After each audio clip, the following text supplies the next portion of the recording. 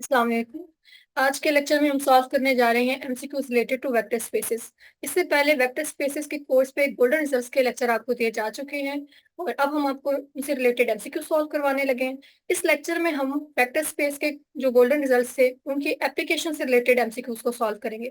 Theory based या result based MCQs को हम यहाँ पे डिस्कस नहीं कर रहे हैं। अगर आप उनकी भी प्रैक्टिस करना चाहते हैं तो उनसे रिलेटेड एमसीक्यूज हमारी ऐप पे अवेलेबल है, वहां से आप उनको प्रैक्टिस कर सकते हैं। ठीक है, तो अगर आप गोल्डन रिजल्ट्स के लेक्चर और ये एमसीक्यूज लेक्चर ले लेते हैं और उसके बाद ऐप से भी एमसीक्यूज की प्रैक्टिस कर लेते हैं तो आपका ये कोर्स बड़ा अच्छे से तैयार हो जाएगा। ठीक है, चलिए जी स्टार्ट कर लेते हैं। बिस्मिल्लाहिर्रहमानिर्रहीम। इन एमसीक्यूज को करने से पहले हम वेक्टर स्पेस की डेफिनेशन को रिकॉल कर लेते हैं। Let V be an arbitrary abelian group. हमारे पास वी जो है वो एक अबिलियन ग्रुप होना चाहिए। बेसिकली सेट को हम अंडर एडिशन अबिलियन ग्रुप लेते हैं। ये जो एडिशन का ऑपरेशन है ये डिपेंड करता है सेट, ये किस टाइप का सेट है और उस पे किस तरह की एडिशन डिफाइन की गई है, उसके रिस्पेक्ट से इसे एक अबिलियन ग्रुप होना चाहिए। एफ हमारे पास एक फील्ड होने चाहिए। फिर हम क्या करते हैं, हम एक फंक्शन डिफाइन करते हैं जो कि एफ क्रॉस वी से वी पे होना चाहिए। और ये जो हमारे पास फंक्शन हम डिफाइन करें अगर इन प्रॉपर्टीज को भी सेटिस्फाई करेगा तो ये जो सेट हमने लिया है ये एक फील्ड बना वेक्टर स्पेस बन जाएगा ओवर एफ। ठीक है, अब ये प्रॉपर्टीज क्या है, सबसे पहले आप देख सकते हैं कि अल्फा बीटा हमारे पास यहाँ पे जो आपको नजर आ रहे हैं ये फील्ड के एलिमेंट होंगे और इन्हें हम स्केलर्स कहेंगे। और जो V V one V two आपको नजर आ रहे हैं ये इस सेट वी के एलिमेंट्स होंगे। आगे चल के हम देखेंगे कि अगर ये सेट वी इन प्रॉपर्टीज को सेटिस्फाई करने के बाद एक वेक्टर स्पेस बन जाता है तो हम इन एलिमेंट्स को वेक्टर्स कहेंगे। यानी वेक्टर स्पेस के एलिमेंट्स को हम वेक्टर्स कहेंगे और फील्ड के एलिमेंट्स को हम यहाँ पे स्केलर्स कहेंगे। अब ये प्रॉपर्टीज क्या है, बेसिकली हमारे पास ये सम सॉर्ट ऑफ डिस्ट्रीब्यूशन है। देखिए अल्फा हमारे पास जो कि फील्ड का एलिमेंट है इसे डिस्ट्रीब्यूटिव होना चाहिए over addition of these elements V one V two. Alpha into V one plus V two equal होना चाहिए alpha V one plus alpha V two. इसी तरह हमारे पास ये जो वी एलिमेंट है इस सेट वी का, इसे डिस्ट्रीब्यूटिव होना चाहिए over addition of scalars. Alpha plus beta into V equal होना चाहिए alpha V plus beta V. फिर ये some sort of associative law है। इसको एसोसिएटिव ला हमें कहना तो नहीं चाहिए लेकिन ये उसी टाइप का है। ठीक है, क्योंकि एसोसिएटिव ला जब आप कहते हैं किसी भी सेट के लिए तो बेसिकली वहां पे जो तीनों एलिमेंट्स आप ले रहे होते हैं वो सेम सेट के एलिमेंट्स होते हैं। लेकिन यहाँ आप देख सकते हैं कि अल्फा बीटा फील्ड के एलिमेंट्स हैं और वी हमारे पास सेट वी का एलिमेंट है। Alpha beta V is same as alpha into beta v is same as beta into alpha v is same as beta alpha into v। ठीक है, all are equal. फिर fourth में देखिए हमारे पास one जो है यहाँ पे मल्टीप्लिकेटिव आइडेंटिटी है फील्ड की। One into V same as V, यानी वन इंटू वी इक्वल होना चाहिए आपके पास वी के। अगर तमाम प्रॉपर्टीज पूरी हो जाती हैं तो ये जो सेट हमने लिया है ये एक वेक्टर स्पेस बनेगा ऑफ फील्ड एफ और इसे हम डिनोट करेंगे वी ओवर एफ से। ठीक है, अब हम एमसीक्यू की तरफ आ जाते हैं। क्वेश्चन नंबर वन है which of the following is not a vector space. इनमें से कौन सा सेट ऐसा है जो कि वेक्टर स्पेस नहीं बनाता।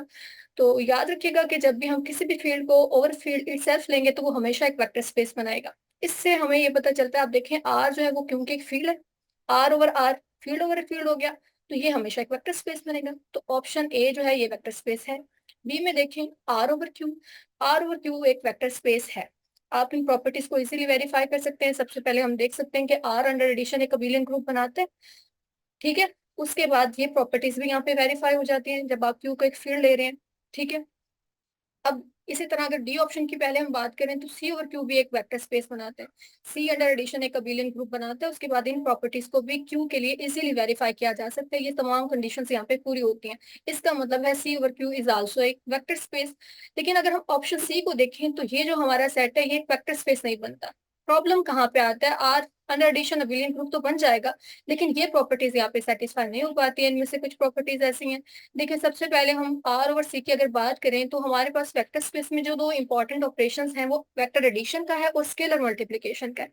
वेक्टर एडिशन में कोई प्रॉब्लम नहीं आती लेकिन स्केलर मल्टीप्लिकेशन के रिस्पेक्ट से आर जो है यहाँ पे क्लोज नहीं बनता। क्यों, क्योंकि स्केलर आपने फील्ड से लेने हैं जो कि हमारे पास यहाँ पे कॉम्प्लेक्स नंबर्स की है। तो अगर हम यहाँ पे स्केलर ले लें यहाँ पे आयोटा और हम यहाँ पे एलिमेंट ले लें आर का, कोई सा भी एलिमेंट लिया जा सकता है। फॉर एग्जाम्पल अगर मैं टू स्केयर रूट टू ले लूं तो जब आप स्केलर मल्टीप्लिकेशन करेंगे यानी आयोटा को स्केयर रूट टू से मल्टीप्लाई करेंगे तो ये आ जाएगा आयोटा स्केयर रूट टू जो कि कॉम्प्लेक्स नंबर है। ठीक है, ये रियल नंबर नहीं है तो ये आर में बिलोंग नहीं करेगा। इसका मतलब है कि set of real number is not closed under scalar multiplication when field is complex number.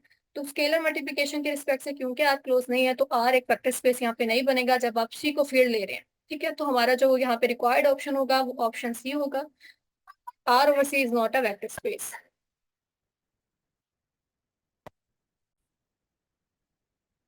Question number two, Let V is equal to R cube over R, U is equal to XYZ, such that X is equal to 2Y is equal to 3Z, and W is equal to XYZ, where X is equal to 0, then U plus W is XY plane, U intersection V, R cube और YZ plane.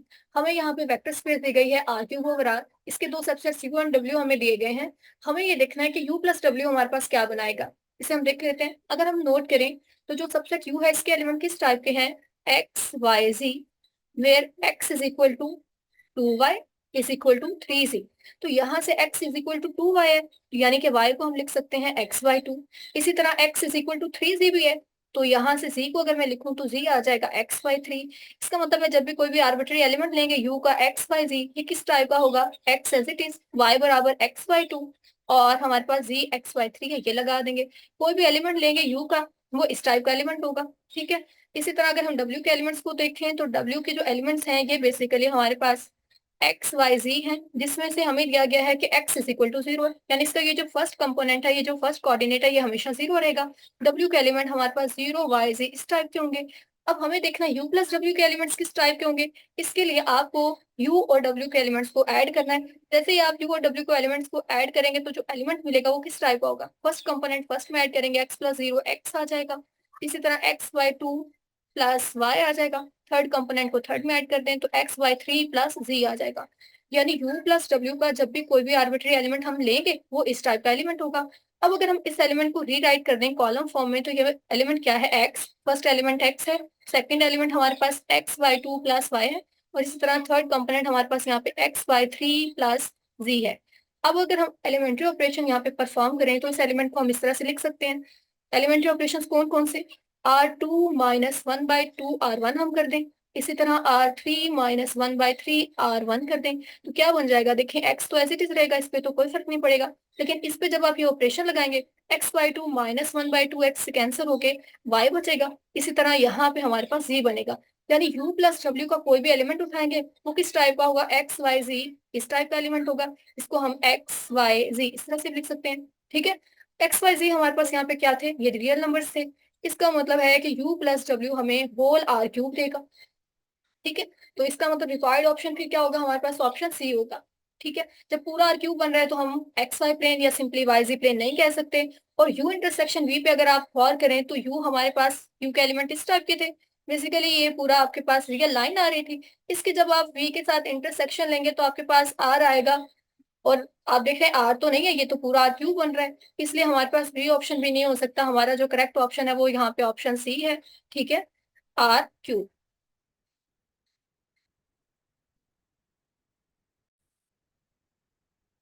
Question number 3. Let P be the set of all 2 by 2 complex Hermitian matrices.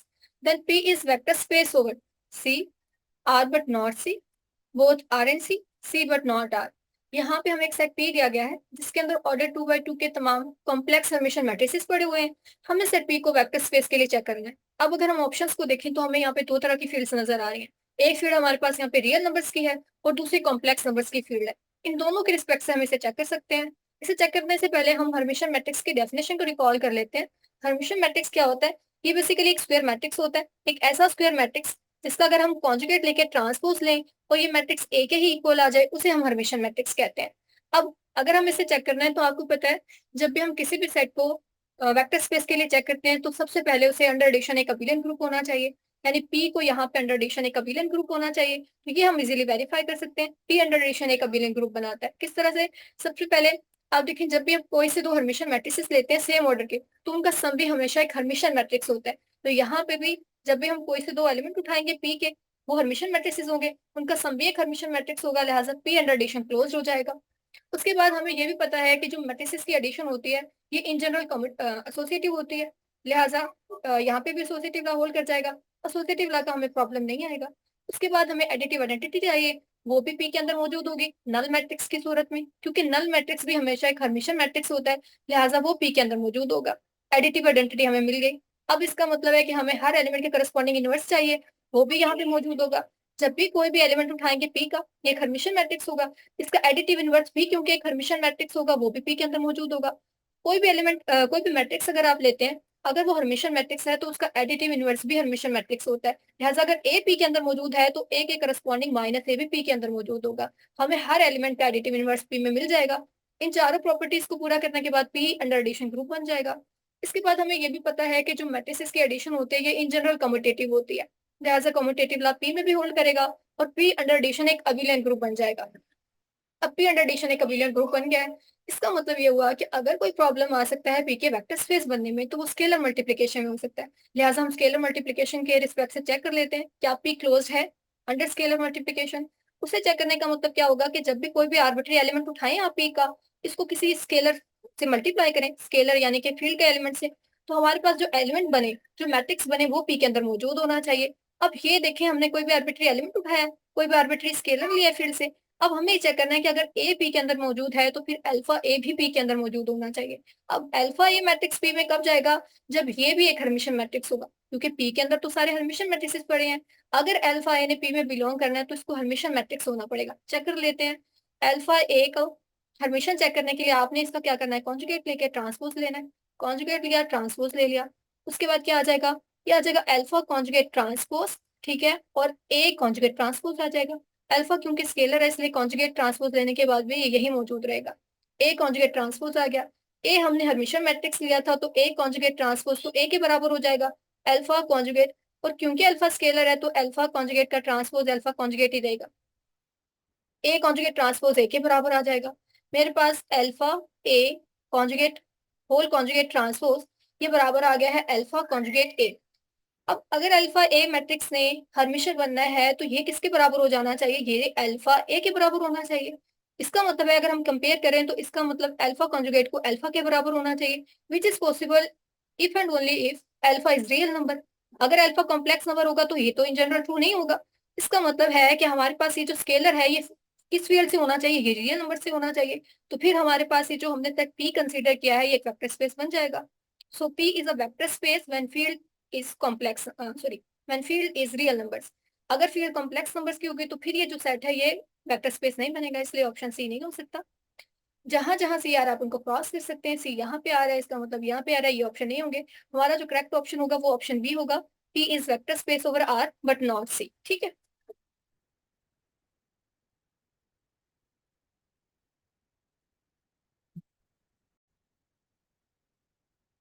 Question number 4.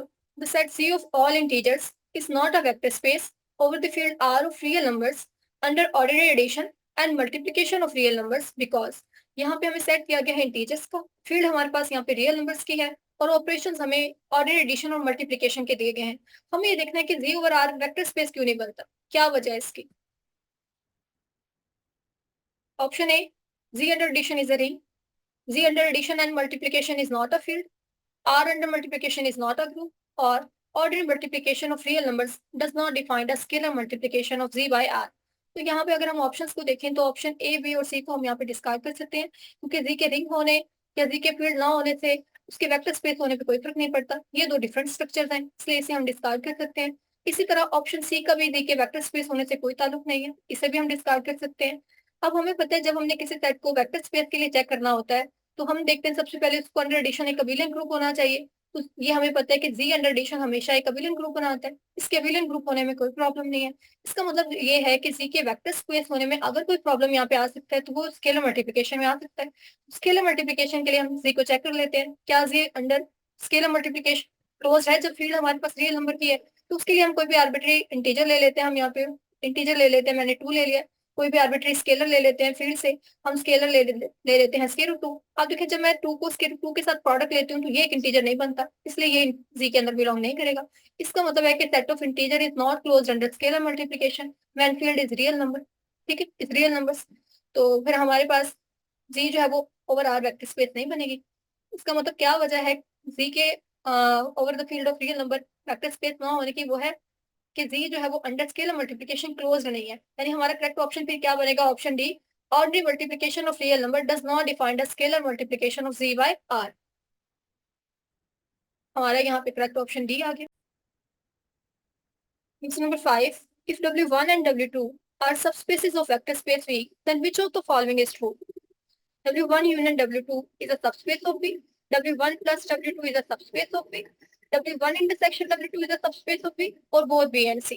यहाँ पे हमें एक vector space V दी गई है, W1 W2 इसके subspaces हैं। Subspace क्या होता है? अगर हमारे पास कोई भी वेक्टर स्पेस हो V ओवर F, ऐसा हम इसका कोई भी नॉन एम्प्टी सबसेट ले लें, तो इस सबसेट को हम इस वेक्टर स्पेस के सबस्पेस कहेंगे अगर ये सबसेट S बताते खुद भी over the same field and same operations एक वेक्टर स्पेस बनाए। आगे चल के हम देखेंगे कि किसी भी नॉन एम्प्टी सबसेट को वेक्टर स्पेस के सबस्पेस चेक करने के लिए हम एक टेस्ट यूज किया करेंगे। ये भी बिल्कुल उसी तरह जैसे कि ग्रुप थ्योरी में किसी भी हम नॉन एम्प्टी सबसेट को सब ग्रुप चेक करने के लिए सब ग्रुप टेस्ट यूज करते थे। ठीक है, अब सबस्पेस के लिए आप याद रखिएगा कि जब भी हमारे पास किसी भी वेक्टर स्पेस की कोई सी भी दो आर्बिट्री सबस्पेसेस होंगी तो उनका सम भी हमेशा एक सबस्पेस बनाएगा, उनकी इंटरसेक्शन भी हमेशा एक सबस्पेस होगी। इसका मतलब बी और सी ऑप्शंस करेक्ट है। लेकिन जो उनकी यूनियन होगी उसका सबस्पेस इन जनरल होना जरूरी नहीं होगा, वो सबस्पेस हो भी सकती है और नहीं भी हो सकती। ऐसे क्यों है? क्योंकि आपने सबस्पेस अगर बनाना है यूनियन को तो इसका सबसे पहले अंडरडेशन सब ग्रुप होना जरूरी है वी का। और हमने ग्रुप थ्योरी में डिस्कस किया था कि अगर हमारे पास कोई भी ग्रुप है, आप उसके कोई से दो सब ग्रुप्स लेते हैं, उनकी यूनियन का सब ग्रुप होना इन जनरल जरूरी नहीं है, वो यूनियन सब ग्रुप हो भी सकती है और नहीं भी हो सकती। बिल्कुल इसी तरह हमारे पास यूनियन का सब स्पेस होना जरूरी नहीं है। यानी हमारा जो यहाँ पे करेक्ट ऑप्शन होगा वो बोथ बी एंड सी होगा, यानी D option is correct.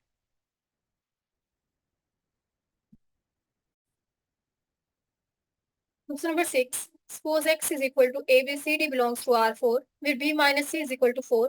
Y is equal to ABCD belongs to R4, where A is equal to B plus C. Z is equal to ABCD belongs to R4, where B is equal to 0 and C is equal to D. Which of these subsets of the vector space R4 is or are subspaces of R4? यहाँ पे हमें vector space R4 और R दी गई है, हमें इसके subsets X, Y, Z दिए गए हैं। हमें ये देखना है इनमें से कौन से सबसेट्स ऐसे हैं जो इस वेक्टर स्पेस के सबस्पेसेस बनाते हैं। X only, Y and Z, X, Y and Z, X and Z। In subsets को सबस्पेस चेक करने के लिए हम यहाँ पे सबस्पेस क्राइटेरिया यूज करेंगे।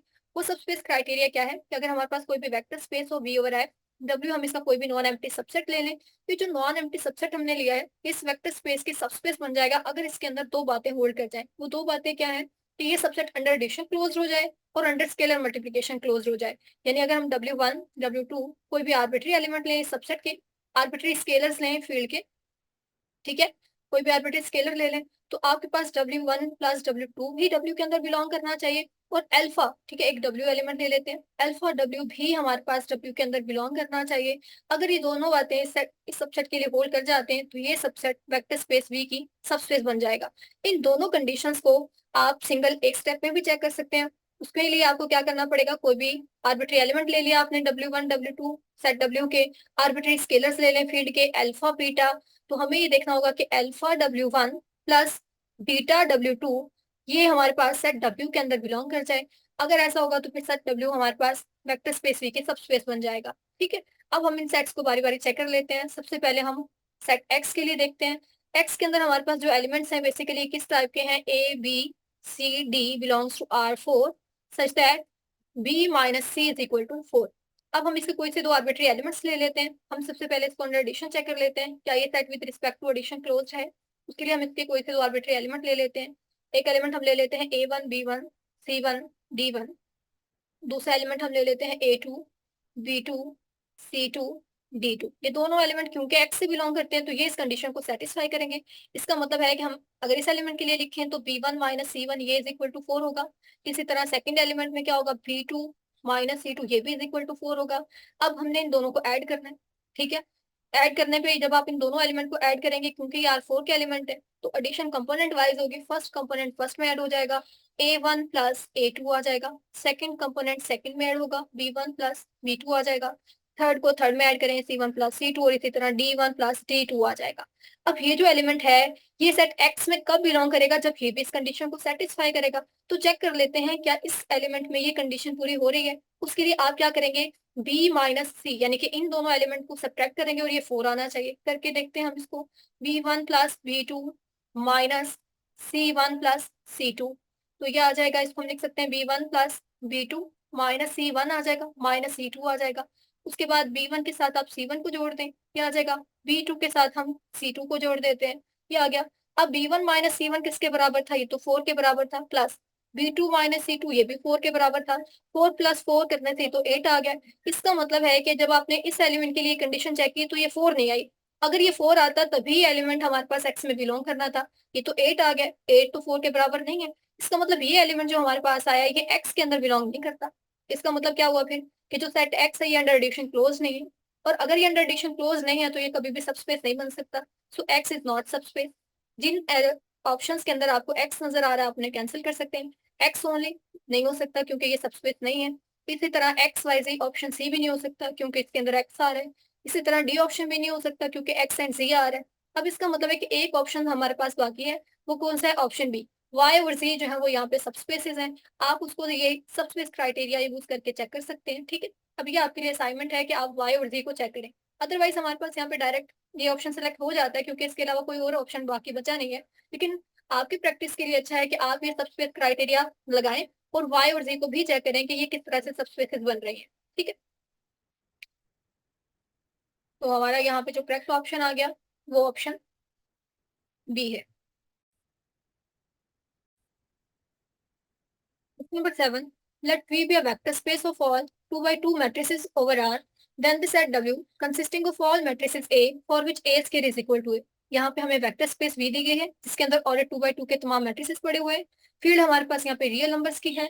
एक सेट W हमें दिया गया है जिसके अंदर ऐसे मैट्रिसेस पड़े हैं जिनके लिए A square is equal to A है। यानी बेसिकली W के अंदर हमारे पास ऑर्डर 2 by 2 के आइडेम्पोटेंट मैट्रिसेस पड़े हुए हैं। फिर W is a subspace of V. W is not a subspace of V as it is not closed with respect to addition. W is not a subspace of V as it is not closed with respect to scalar multiplication और both B and C. हमें इस set W को vector space की subspace के लिए check करना है। तो जब हमने किसी सबसेट को सबस्पेस के लिए चेक करना होता है तो हम डिस्कस कर चुके हैं, हम ये देखते हैं कि वो subset with respect to addition भी क्लोज हो और with respect to scalar multiplication भी क्लोज हो। अब हम W को with respect to addition check कर लेते हैं। इसके लिए हम आर्बिट्री एलिमेंट ले लेते हैं। W को A भी हमने ले लिया। अब क्योंकि A और B हमारे पास W के एलिमेंट है और ये आइडेम्पोटेंट मैट्रिसेस हैं इसके अंदर, तो A square is equal to A होगा। इसी तरह B स्क्वायर भी इज इक्वल टू B होगा। अब हम ये देखना चाहते हैं कि अगर आप कोई भी आर्बिट्री एलिमेंट लें तो उनका जो सम है वो W में बिलोंग करे।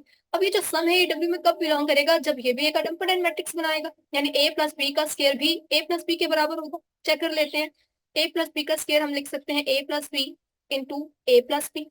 अब A को ले इन दोनों से मल्टीप्लाई करेंगे तो A स्क्वायर आ जाएगा। A का B के साथ प्रोडक्ट A भी आएगा। अब B को लेंगे इससे मल्टीप्लाई करेंगे, B का A के साथ प्रोडक्ट B आ गया और B के साथ लिया तो B स्क्वायर आ गया। अब A स्क्वायर हमारे पास A के बराबर है, ये आ गया।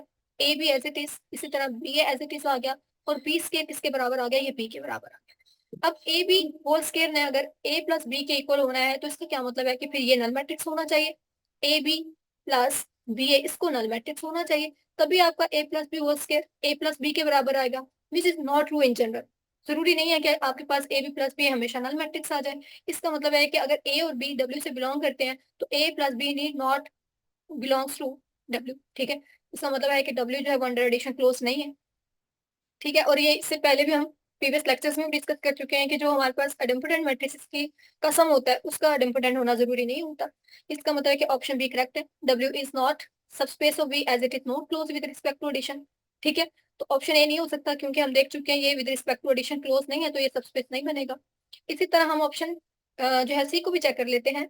अंडर स्केलर मल्टीप्लिकेशन देख लेते हैं क्या डब्ल्यू क्लोज है।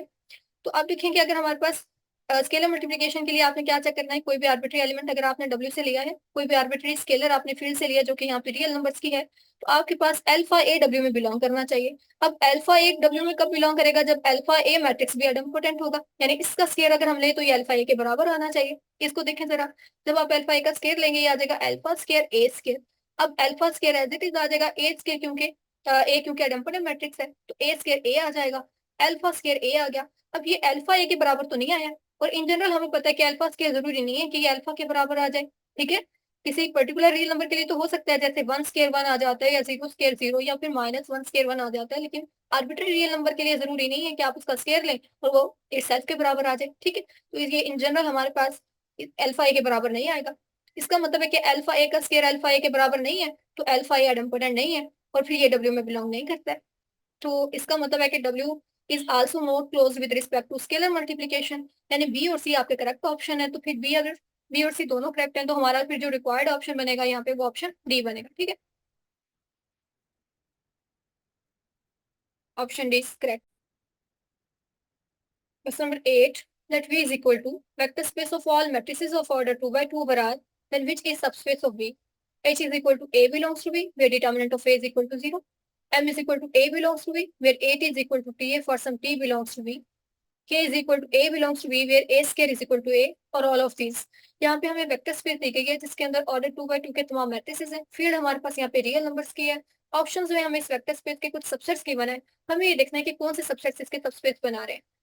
अगर हम देखें, अभी हमने क्वेश्चन नंबर 7 में डिस्कस किया था कि अगर हमारे पास वेक्टर स्पेस हो जिसके अंदर ऑर्डर 2 by 2 के मैट्रिसेस पड़े हो, फील्ड हमारे पास रियल नंबर्स की हो, तो अगर हम उसको कोई ऐसा सबसेट ले लेते हैं जिसके अंदर हम तमाम आइडेंटिटी मैट्रिसेस को रख देते हैं, तो वो सबसेट उसका सबस्पेस नहीं बनता. इसलिए ऑप्शन सी को हम यहाँ पे डिस्कार्ड कर सकते हैं. और जैसे ही हम ऑप्शन सी को डिस्कार्ड करेंगे, हमारे पास ऑप्शन डी को भी कैंसिल कर सकते हैं, क्योंकि फिर हमारे पास ऑल ऑफ दिस की गुंजाइश नहीं बचती. अब हमारे पास दो ऑप्शन बाकी बचे हैं, ऑप्शन ए और बी. इन्हें हम चेक कर लेते हैं. अगर हम ऑप्शन ए को देखें तो इसके अंदर हमारे पास ऐसे मैट्रिसेस पड़े हैं जो कि सिंगुलर मैट्रिसेस हैं जिनका डिटर्मिनेंट 0 है. अब अगर हमने एच को चेक करना है सबस्पेस के लिए, सबसे पहले हम चेक कर लेते हैं क्या एच अंडर एडिशन क्लोज्ड है.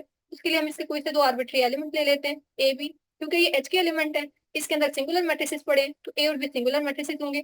ए को हम ले लेते हैं 0 0 1 0. इसी तरह हम बी को ले लेते हैं 0 1 0 0.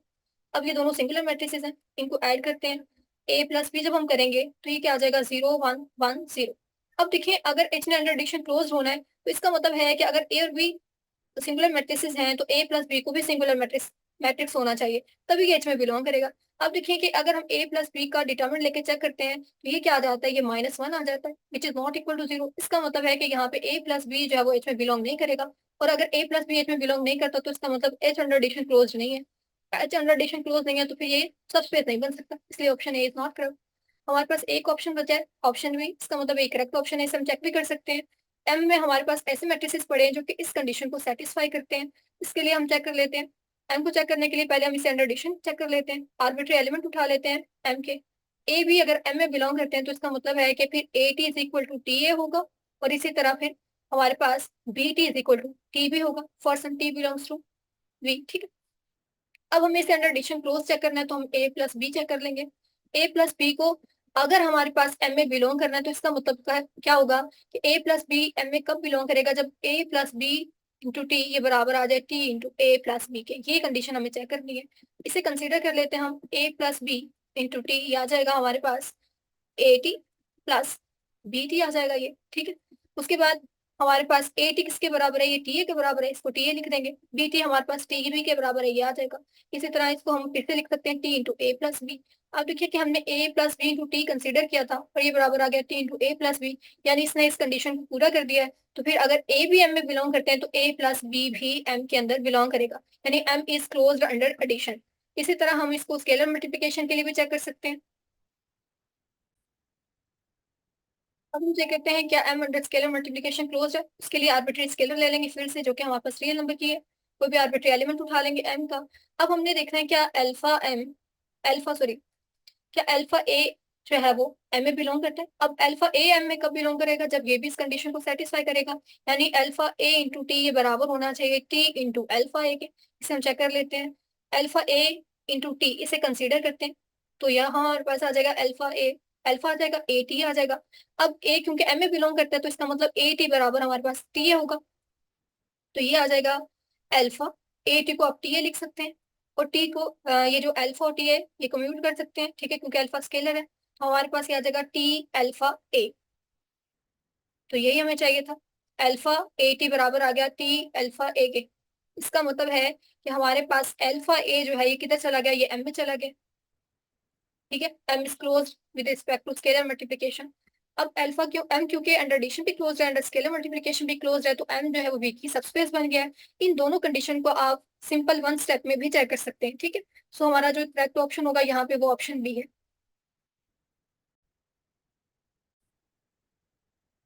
Question number 9.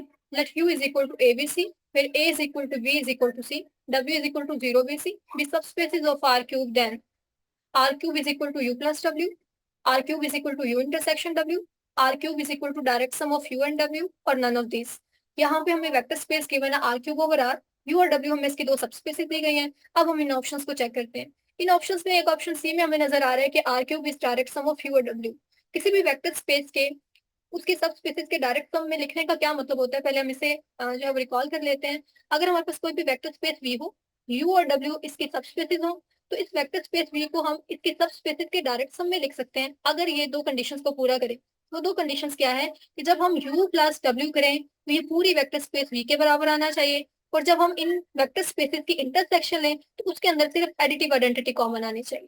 ठीक है, यानी कि ये इसके बराबर होना चाहिए। तो फिर हमारे पास वेक्टर स्पेस वी को आप इन दोनों सब स्पेसेस के डायरेक्ट सम में लिख सकते हैं। अगर हमने आर क्यूब को डायरेक्ट सम में लिखना है यू और डब्ल्यू के, तो इसका मतलब क्या होगा कि यहाँ पे भी इन दोनों कंडीशंस को चेक करना पड़ेगा। क्या यू प्लस डब्ल्यू करने से हमारे पास आर क्यूब बन रहा है? क्या यू और डब्ल्यू के इंटरसेक्शन में आपके पास सिर्फ जीरो यानी कि एडिटिव आइडेंटिटी आ रही है? ये दो बातें हम चेक करेंगे और यही बाकी ऑप्शंस में दी गई है। तो इसका मतलब है कि हमें यही दो कंडीशन चेक करने से पता चल जाएगा कि हमारा करेक्ट ऑप्शन कौन सा है। तो पहले हम U plus W is equal to R cube इसे चेक कर लेते हैं। अब देखिए कि यू जो हमें सबस्पेस दी गई है इसके एलिमेंट किस टाइप के? इसके एलिमेंट्स हमारे पास ए बी सी है, जिसके लिए हमें ये कंडीशन दी गई है कि A is equal to B is equal to C, यानी सारे एलिमेंट्स आपस में इक्वल है। तो चाहे तो आप इन सबको ए रख लें, चाहे आप इन सबको बी रख लें, चाहे आप इनको सी रख लें। बट इसी तरह अगर हम डब्ल्यू सबस्पेस के एलिमेंट्स को देखें तो इसके एलिमेंट्स जीरो बी सी इस टाइप के हैं, यानी इसमें फर्स्ट कंपोनेंट हमेशा जीरो रहेगा। बी और सी कोई भी आर्बिट्री रियल नंबर्स हैं हमारे पास यहाँ पे।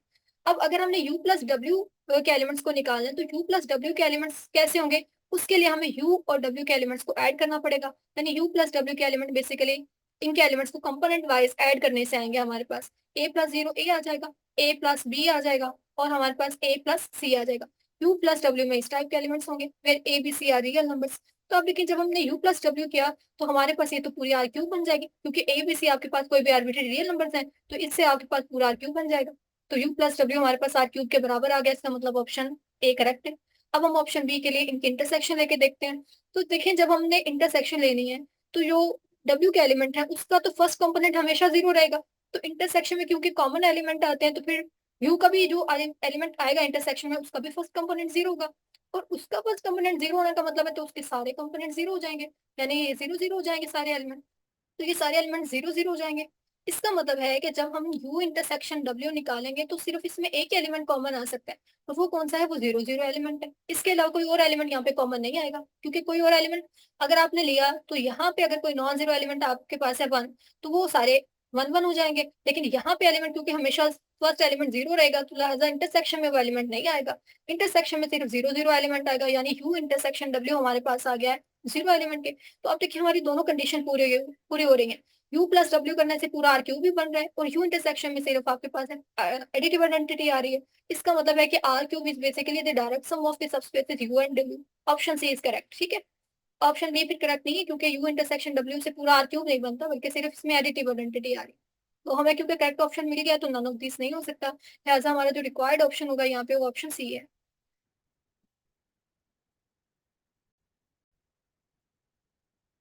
Question number 10.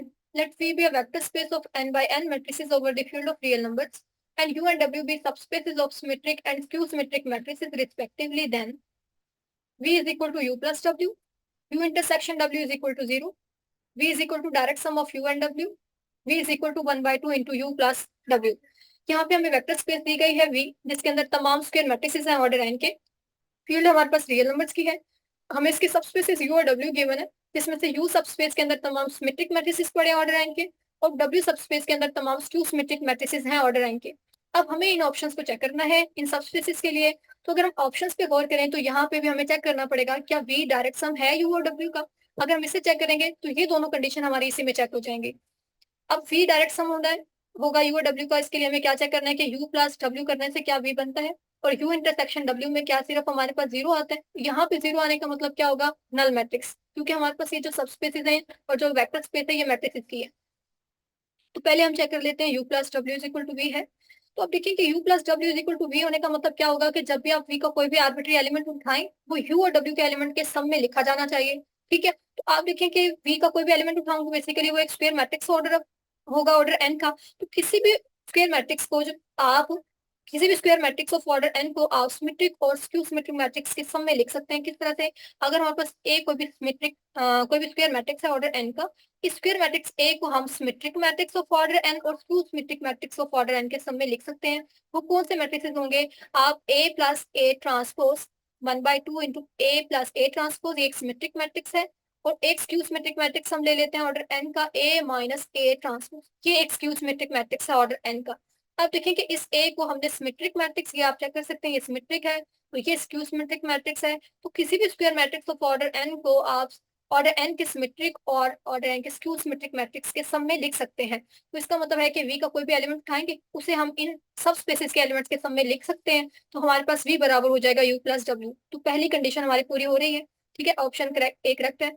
और अब हम इनके इंटरसेक्शन को चेक करते हैं। यू और वी की जब हमने इंटरसेक्शन लेनी है तो आप देखिए उसमें सिर्फ नल मैट्रिक्स आएगा। क्यों? क्योंकि हमारे पास यू इंटरसेक्शन वी का मतलब ये होगा कि ऐसा एलिमेंट आएगा इंटरसेक्शन में जो at the same time symmetric भी हो और स्क्यू सिमेट्रिक भी हो। तो ऐसा सिर्फ नल मैट्रिक्स में हो सकता है।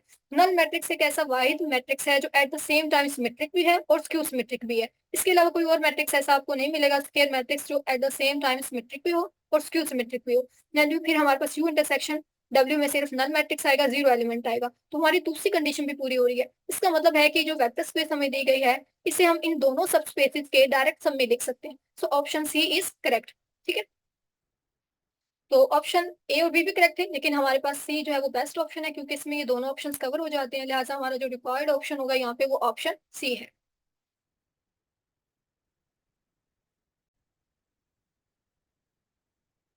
Question number 11, consider the following subsets of R square W1 is equal to xy, where 2x plus y is equal to 0. W2 is equal to xy, where sin square x plus sin square y is equal to 0. W3 is equal to xy, where xy is equal to 0. W4 is equal to xy, where sin square x plus cos square x is equal to 1. Which of the following pair have the property of being subspace of R square? W1, W2, W1, W3, W2, W4 और W1, W4। यहाँ पे हमें vector space given R square होगा। हमें इसके subsets W1, W2, W3, W4 दिए गए हैं। हमें चेक करना है कि इनमें से कौन सा सबसेट आर स्क्वायर की सबस्पेस बना। ठीक है, पहले W1 की बात कर लेते हैं। W1 हमें सेट दिया गया है, इसके अंदर जो एलिमेंट्स हैं वो एक्स वाई हैं और ये इस कंडीशन को सेटिस्फाई करते हैं कि जब आप 2x प्लस वाई करें तो ये जीरो आ जाता है। ठीक है, अब हमें चेक करना है तो सबसे पहले चेक कर लेते हैं कि क्या W1 अंडर एडिशन क्लोज्ड है। उसके लिए इसके आर्बिट्री एलिमेंट ले लेंगे। एक हम ले लेते हैं x1 y1, दूसरा ले लेते हैं x2 y2। अब ये दोनों अगर W1 के एलिमेंट है तो ये इस कंडीशन को पूरा करेंगे। इस एलिमेंट का मतलब क्या होगा, 2x1 plus y1 is equal to 0। इसके लिए लिखेंगे तो ये आ जाएगा 2x2 plus y2 is equal to 0। अब अगर इन दोनों के सब ने W1 में बिलोंग करना है तो इसका मतलब है कि जब आप इनको ऐड करें तो ये भी इस कंडीशन को पूरा करें। तो पहले आप ऐड कर लें x1 y1 को x2 y2 के साथ। x1 y1 plus x2 y2, क्योंकि ये आर स्क्वायर के एलिमेंट है बेसिकली तो ये कंपोनेंट वाइज ऐड होंगे। ऐड करने पे हमारे पास आएगा x1 plus x2 y1 plus y2। अब हम चेक करते हैं कि क्या ये एलिमेंट इस कंडीशन को पूरा करते हैं। अगर ये पूरा करेगा तो ये फिर W1 में बिलोंग कर जाएगा। इसके लिए हमें क्या करना पड़ेगा, 2 इंटू, आप इस कंपोनेंट को 2 से मल्टीप्लाई करेंगे, x1 प्लस x2, इसमें इसको ऐड करेंगे y1 प्लस y2 और चेक करेंगे क्या ये जीरो आता है। तो अंदर मल्टीप्लाई करने से ये आ गया 2x1 plus 2x2 plus y1 plus y2। अब x1 के साथ y1 को जोड़ देंगे, 2x1 प्लस y1 आ गया और x2 के साथ हम y2 को जोड़ देंगे, ये आ जाएगा। अब देखिए 2x1 प्लस y1 हमारे पास ये जीरो के बराबर है, जीरो आ गया। इसी तरह 2x2 प्लस y2 भी जीरो के बराबर है, ये जीरो आ गया। जीरो प्लस जीरो जीरो आ गया। इसका मतलब है कि ये जो एलिमेंट है हमारे पास जब हमने इन दोनों एलिमेंट को ऐड किया तो अगेन हमारे पास ये जो है इसने इस कंडीशन को पूरा किया तो ये जो एलिमेंट है ये W1 में बिलोंग करता है, यानी W1 is closed under addition. अब हम इसे स्केलर मल्टीप्लिकेशन के लिए चेक कर लेते हैं।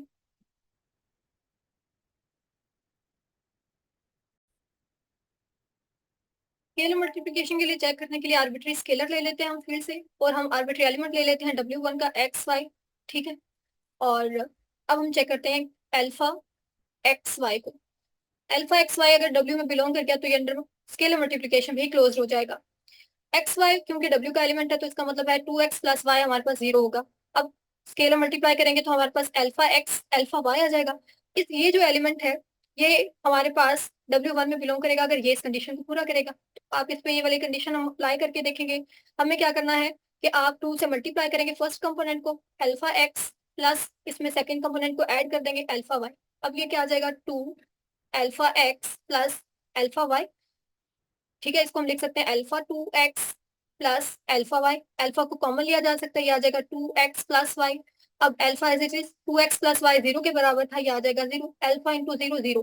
तो अब देखेंगे हमने अल्फा एक्स वाई निकाला और ये हमारे पास इसने इस कंडीशन को पूरा कर दिया है, तो इसका मतलब है कि अल्फा एक्स वाई ये जो एलिमेंट है ये W1 में बिलोंग करेगा।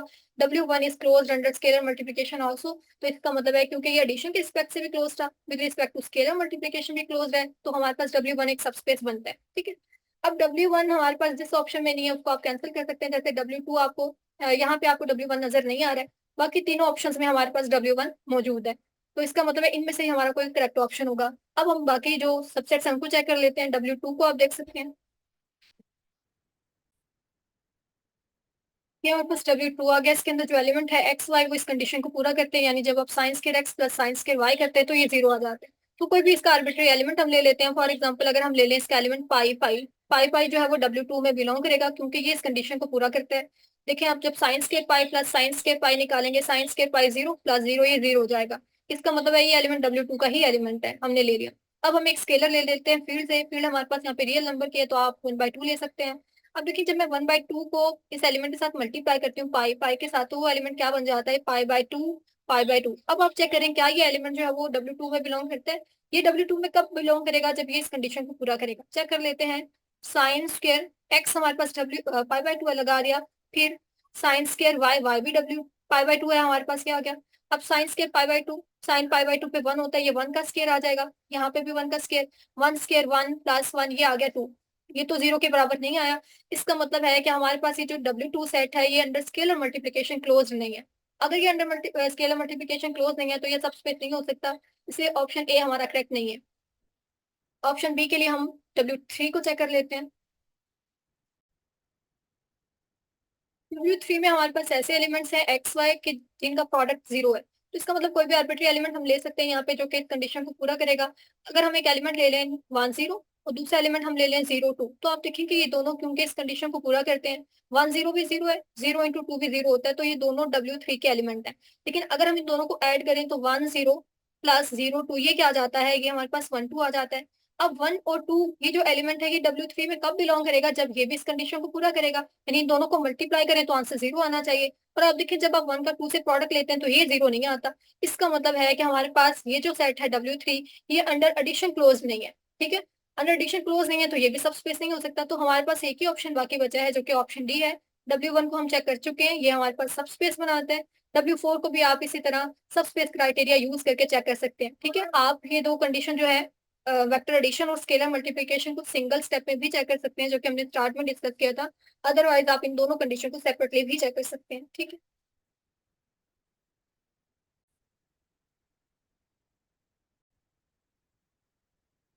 the set V is equal to AB belongs to R square, where AB greater equal to 0 is not a vector subspace of R square because zero element does not exist. V is not closed under vector addition. V is not closed under scalar multiplication. Multiplicative inverse does not exist. यहाँ पे हमें vector space given है are square over are, हमें इसका एक subset भी दिया गया है, हमें चेक करना है कि ये जो सबसेट हमें दिया गया है ये इसके सबस्पेस क्यों नहीं बनता। ठीक है, इस सबसेट के अंदर हमें जो एलिमेंट्स दिए गए हैं आर स्क्वायर के वो इस कंडीशन को पूरा करते हैं, यानी जब आप ए का बी से प्रोडक्ट लेते हैं तो ये ग्रेटर इक्वल टू जीरो रहता है। तो सबसे पहले ऑप्शन ए को चेक कर लेते हैं, zero element does not exist, तो क्या इसमें जीरो एलिमेंट बिलोंग नहीं करता, जीरो एलिमेंट बिलोंग करता है वी के अंदर, क्योंकि जब जीरो का जीरो के साथ प्रोडक्ट लेंगे तो वो जीरो आ जाएगा, तो ये इस कंडीशन को पूरा कर रहा है ये एलिमेंट, इसलिए जीरो जीरो एलिमेंट हमारे पास वी में मौजूद है, तो ऑप्शन ए नहीं हो सकता। ऑप्शन बी में देखें, V is not closed under vector addition, इसे हम चेक कर लेते हैं। इसके लिए हम कोई भी आर्बिट्री एलिमेंट ले लेते हैं वी का, एक एलिमेंट हम ले लेते हैं 2 3। ठीक है, 2 3 आप देखिए इसमें बिलोंग करते हैं, क्योंकि 2 का 3 से प्रोडक्ट लें तो ये 6 आता है, which is greater greater than 0। ठीक है, तो ये इसका एलिमेंट है। दूसरा एलिमेंट हम ले लेते हैं -3 -2, ये एलिमेंट भी इस कंडीशन को पूरा करते हैं, -3 का -2 के साथ प्रोडक्ट अगेन 6 आएगा, which is greater than 0। So both are elements of V, तो हमने ये वी के दो आर्बिट्री एलिमेंट ले लिए। अब हम इन दोनों को ऐड करके देखते हैं, 2 3 प्लस -3 -2। जब हम ऐड करेंगे फर्स्ट कंपोनेंट को फर्स्ट में ऐड करना है आपने, ये -1 आ जाएगा, सेकंड को सेकंड में ऐड करेंगे ये 1 आ जाएगा। अब आप देखेंगे ऐड करने के बाद ये जो कंपोनेंट आया, ये जो एलिमेंट हमारे पास आया, ये इस कंडीशन को सेटिस्फाई नहीं करता, क्योंकि जब आप -1 का 1 के साथ प्रोडक्ट लेंगे ये लेस देन 0 आ जाता है, ग्रेटर इक्वल टू 0 नहीं रहता। इसका मतलब है कि हमारे पास ये जो सबसेट है ये अंडर वेक्टर एडिशन क्लोज नहीं है। सो हमारे पास ये रीजन है इस सबसेट के सबस्पेस ना होने की। Option B is correct. इसी तरह आप बाकी ऑप्शंस को भी चेक कर सकते हैं। B is not closed under scalar multiplication, ये करेक्ट नहीं है। अगर हम इस सेट को चेक करें तो ये अंडर स्केलर मल्टीप्लिकेशन क्लोज है, अंडर वेक्टर एडिशन क्लोज नहीं था। ठीक है, तो इस वजह से हमारे पास जो करेक्ट ऑप्शन होगा वो ऑप्शन बी होगा।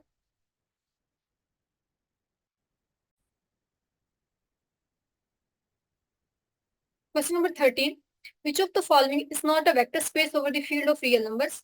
V is equal to A1, A2, A3 up to so on An, where Ai belongs to R.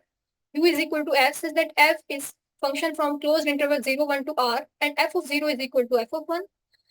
W is equal to F such that F is function from closed interval 0, 1 to R and F of 1 by 2 is equal to 0. G is equal to F such that F is function from closed interval 0, 0, 1 to R and F of 1 by 2 is equal to 1. ठीक है, हमें यहाँ पे कुछ sets दिए गए, हमें check करना है कि इनमें से कौन सा सेट जो है वो वेक्टर स्पेस नहीं है। अगर ऑप्शन ए को हम देखें तो ऑप्शन ए में बेसिकली हमें वेक्टर स्पेस गिवन है R n over R, R which is vector space. ठीक है, आर एन ओवर आर ये हमारे पास वेक्टर स्पेस है, इसलिए ये हमारा रिक्वायर्ड ऑप्शन नहीं है। ऑप्शन बी में देखें, हमें फंक्शंस की कलेक्शन दी गई है, तो ये ऐसे फंक्शन है जो क्लोज्ड इंटरवल 0, 1 से आर पे हैं और इस कंडीशन को सेटिस्फाई करते हैं। तो इन सेट्स को चेक करने के लिए क्या ये वेक्टर स्पेस बनाते हैं, हम चेक यूज करेंगे सबस्पेस क्राइटेरिया। हम यहाँ पे बेसिकली जितने भी सेट्स हमें यू ऑप्शन बी, सी और डी में दिए गए हैं, ये हमारे पास सब स्पेसेस हैं वेक्टर स्पेस वी की। जब आप ऐसे वेक्टर स्पेस लेते हैं जिसके अंदर तमाम रियल वैल्यूड फंक्शंस पड़े होते हैं, अगर हम तमाम रियल वैल्यूड फंक्शंस की वेक्टर स्पेस को कंसीडर कर लें ओवर द फील्ड आर, तो ये तमाम जो सेट्स हमें बी और बी सी डी ऑप्शन में नजर आ रहे हैं, ये इसके सबसेट्स बनते हैं। तो इसके रिस्पेक्ट से हम सब स्पेस क्राइटेरिया लगा के चेक कर लेते हैं क्या ये सब स्पेस बनती हैं। अगर ये सेट सब स्पेस बनेंगे तो ये बजाते हैं खुद वेक्टर स्पेस तो बने जाएंगे। ठीक है, तो इनको वेक्टर स्पेस चेक करने के लिए हम यहाँ पे सब स्पेस क्राइटेरिया यूज करेंगे। उसके लिए हम चेक करेंगे क्या ये सेट अंडर एडिशन क्लोज है। तो आप देखिए, अगर हम यू की बात करें तो यू के लिए हम कोई भी आर्बिट्री दो एलिमेंट उठा लेते हैं जो कि बेसिकली फंक्शंस होंगे यू के अंदर जो पड़े हैं। तो ये कैसे फंक्शन होंगे जो इस कंडीशन को पूरा करते हैं। अगर एफ और जी यू के एलिमेंट है तो इसका मतलब एफ ऑफ 0 बराबर होगा एफ ऑफ 1 के, और इसी तरह जी ऑफ 0 बराबर होगा जी ऑफ 1 के। अब हमें चेक करना है क्या ये अंडर एडिशन क्लोज है, तो उसके लिए आप इन दोनों को ऐड करेंगे। ऐड करने के बाद ये जो ऐड करने के बाद फंक्शन बनेगा, ये यू में कब जाएगा, जब ये भी इस कंडीशन को पूरा करेगा। तो इस फंक्शन को हम 0 पे अप्लाई करके देखते हैं, तो ये आ जाएगा f of 0 plus g of 0।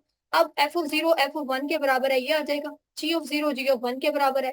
इसको हम लिख सकते हैं एफ प्लस जी ऑफ 1 लिख सकते हैं। तो आप देखिए कि हमने एफ प्लस जी ऑफ 0 निकाला और ये एफ प्लस जी ऑफ 1 के बराबर आ गया। इसका मतलब है कि हमारे पास ये जो सेट क्यू है ये अंडर एडिशन क्लोज्ड है। ठीक है, तो हमारे पास पहली कंडीशन पूरी होगी। अब हम इसको अंडर स्केलर मल्टीप्लिकेशन चेक कर लेते हैं। अंडर स्केलर मल्टीप्लिकेशन चेक करने के लिए आर्बिट्री स्केलर लेते हैं फिर से, क्योंकि हमारे पास यहाँ पे रियल नंबर्स की है, और आर्बिट्री फंक्शन ले लेते हैं यू का, एलिमेंट ले लेते हैं जो कि हमने एफ ले लिया यहाँ पे। एफ क्योंकि यू का एलिमेंट है तो अगेन ये इस कंडीशन को पूरा करेगा, f of 0 is equal to f of 1। अब हमें चेक करना है स्केलर मल्टीप्लिकेशन के लिए। तो ये जो स्केलर मल्टीप्लिकेशन है ये इसके रिस्पेक्ट से यू कब क्लोज होगा, जब आप इस स्केलर से एफ को मल्टीप्लाई करें और ये भी हमारे पास इस कंडीशन को सेटिस्फाई करे। तो इसलिए हम क्या करेंगे, इसको चेक करेंगे 0 पे अप्लाई करके, क्या आ जाएगा alpha F of 0। F of 0 हमारे पास बराबर था एफ ऑफ 1 के, तो इसको हम लिख सकते हैं alpha of F, alpha F of 1। ठीक है, तो आप देखें कि हमारे पास scalar multiplication is also closed here. तो इसका मतलब है यू जो है वो हमारे पास सबस्पेस बनती है। हमें किसको चूज करना है जो कि सबस्पेस जो कि वेक्टर स्पेस ना हो। अगर ये सबस्पेस है तो वेक्टर स्पेस भी होगा, इसलिए ऑप्शन बी नहीं हो सकता। अब हम ऑप्शन डब्ल्यू की बात करते हैं। अब डब्ल्यू को हम चेक कर लेते हैं। इसके लिए आर्बिट्री फंक्शन एलिमेंट ले लेंगे एफ जी हम डब्ल्यू के, और क्योंकि ये डब्ल्यू के एलिमेंट है तो ये इस कंडीशन को पूरा करेंगे।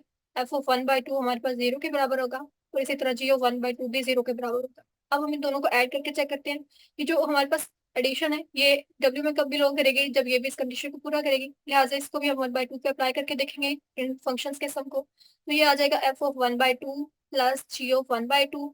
अब एफ ऑफ 1/2 हमारे पास 0 है, जी ऑफ 1/2 भी 0 है, तो आ गया हमारे पास ये 0, यानी f plus g of 1/2 is also 0। तो इसका मतलब है एफ प्लस जी हमारे पास डब्ल्यू में बिलोंग करेगा।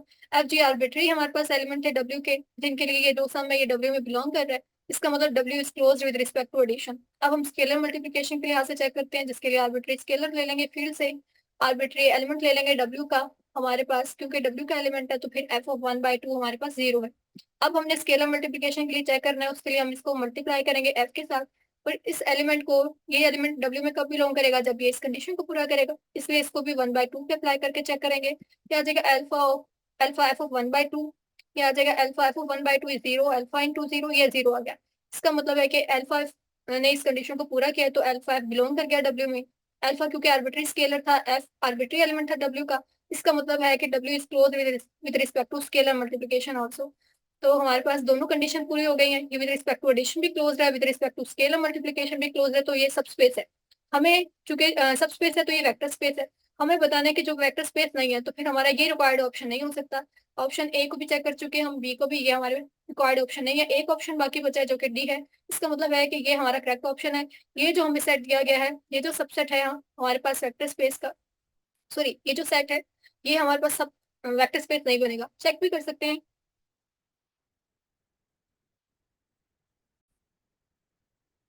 पहले जी को वेक्टर एडिशन के लिए चेक कर लेते हैं, with respect to addition check कर लेते हैं। तो एफ जी हमने आर्बिट्री एलिमेंट ले लिया जी के। एफ और जी अगर जी के एलिमेंट है तो ये इस कंडीशन को पूरा करेंगे, एफ ऑफ 1/2 1 होगा, इसी तरह जी ऑफ 1/2 1 होगा। अब हम ऐड करते हैं इन दोनों को, एफ प्लस जी। ये जो एलिमेंट है ये जी में कब जाएगा, जब ये 1/2 पे अप्लाई होकर हमें 1 देगा।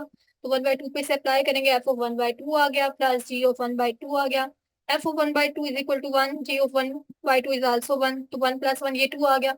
ये इक्वल्स टू 1 नहीं आया, इसका मतलब है कि एफ प्लस जी जो है, क्योंकि इसने इस कंडीशन को सेटिस्फाई नहीं किया, क्योंकि अगर सेटिस्फाई करता तो ये आंसर 1 होना चाहिए था, जबकि ये इक्वल्स टू 2 आया, तो एफ प्लस जी बिलोंग नहीं करेगा जी के अंदर। इसका मतलब है कि जी जो है सेट क्लोज नहीं है विद रिस्पेक्ट टू एडिशन। अगर ये with respect to addition close नहीं है तो कभी भी ये वेक्टर स्पेस नहीं बन सकता। लिहाजा ये हमारा रिक्वायर्ड ऑप्शन है, G is not a vector space.